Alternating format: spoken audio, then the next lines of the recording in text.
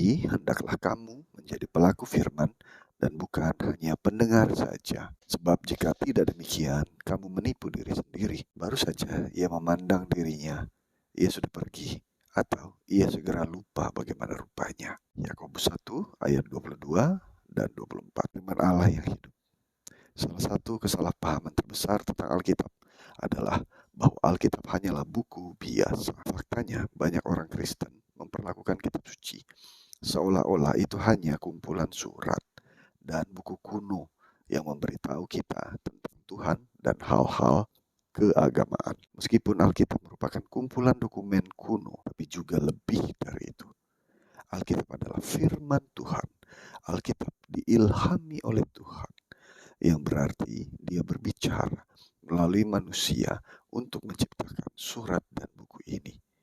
Lebih dari itu, firman Tuhan adalah hidup dan aktif. Roh Kudus menggunakan Alkitab untuk berbicara kepada kita, bahkan sampai hari ini.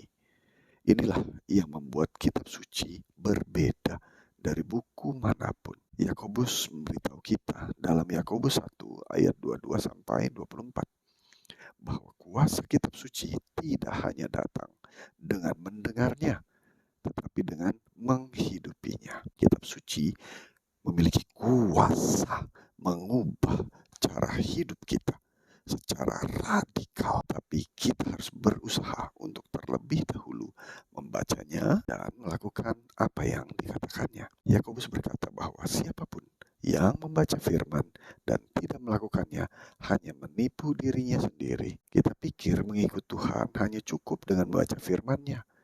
Tapi Tuhan ingin agar kita menghidupi kebenaran kitab suci dalam hidup kita sendiri. Inilah yang dimaksud dengan mengikuti jalan Tuhan dan bukan jalan kita sendiri. Luangkan waktu sejenak untuk memikirkan beberapa cara Anda dapat mulai menghidupi kebenaran dalam Alkitab. Luangkan waktu dalam doa, meminta Tuhan untuk mengungkapkan bidang dalam hidup Anda yang perlu diubah oleh firman-Nya. Kemudian putuskan untuk tidak hanya mendengar firman Tuhan, tapi untuk melakukan apa yang Dia katakan sambil Anda mengikut Dia. Jadi langkah apa yang akan Anda ambil untuk menaati Tuhan minggu ini?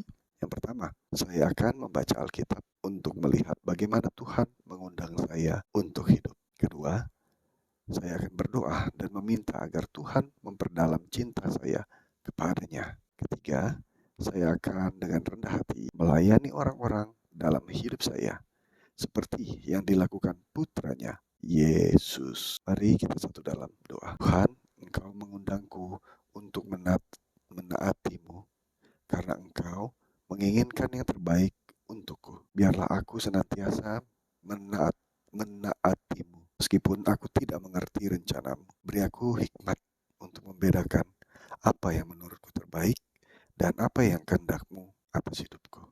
Di dalam nama Yesus, amin.